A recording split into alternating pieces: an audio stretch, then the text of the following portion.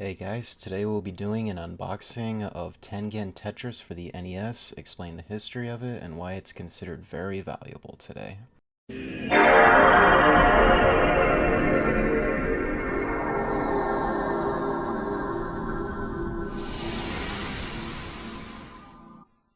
So this copy of Tetris is not the same gray NES card that you can find easily today. This is a completely different game developed and published by Tengen, who was a subsidiary of Atari back then.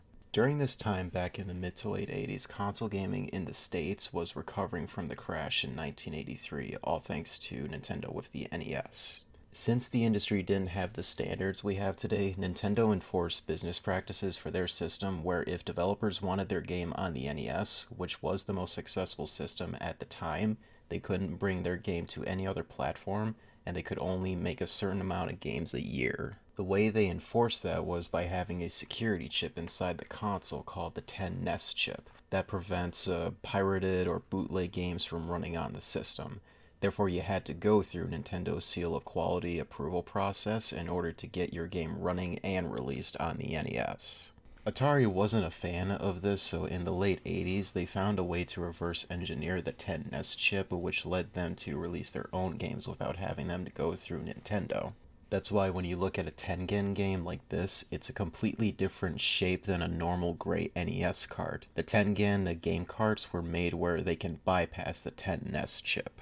So in April 1989, Tengen filed an antitrust lawsuit against Nintendo for their monopolistic business practices, but Nintendo countersued them for infringement of trademark. The court fell in favor of Nintendo and forced Atari to recall all copies of Tengen Tetris, which was on store shelves for around 3 to 4 weeks. All recalled copies of the game were destroyed as a result of the lawsuit.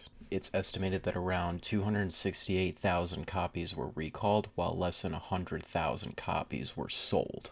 This lawsuit would help the industry after this generation to come up with standards that we use today with video games, where the biggest markets are in North America, Europe, and Japan. Also that developers would be allowed to release their games on multiple platforms, since Nintendo's method not only is unethical, but won't work today with how expensive games are nowadays, where developers have to release them on multiple systems to make profit. For the game itself, it's considered to be much better than the official gray card game of Tetris, since it has a 2-player co-op mode.